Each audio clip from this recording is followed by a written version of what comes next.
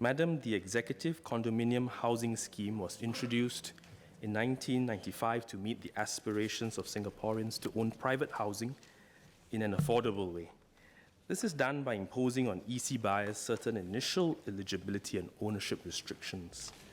But after the 10th year, all restrictions are lifted, and the EC will be no different from other private condominiums.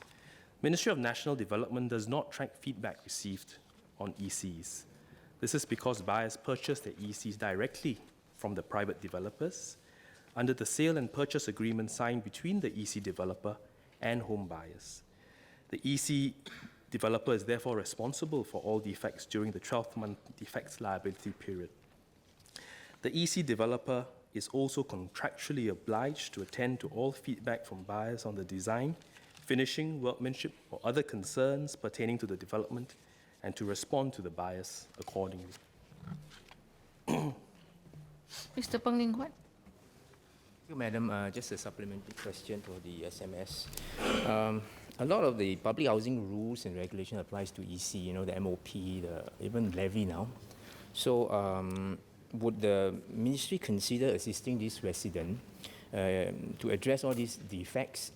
Some of them are actually design flaws in the official capacity as the housing authority, because some of these residents would have done their homework. They would have gone to BCA, they would have gone to a lot of places, and they felt that because the EC is part of the housing option offered by HDB, HDB is the authority to help them, not to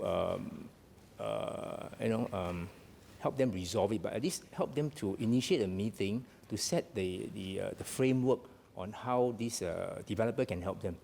I have personally experienced that in Hougang, and it helps because HDB is involved, but that doesn't involve EC, it involve new BTO. Yeah. I think both in the members' supplementary question and indeed in the PQ, you alluded to this being public housing. I think if you look at the 1995 debate at which the EC scheme was developed, it was to make private housing an option for middle-class Singaporean households and to be able to enter private housing in an affordable way. So there are government land sales and then there are EC land sales. For EC land sales, unlike private housing land sales, we put in place restrictions, as the member has mentioned, the MOP. We put in place eligibility criteria to provide for middle-income households the option to buy ECs. So whilst these policies are in place, they make EC affordable way for people to enter into private housing. But that said, I think the member's concern is about residents who face issues with ECs.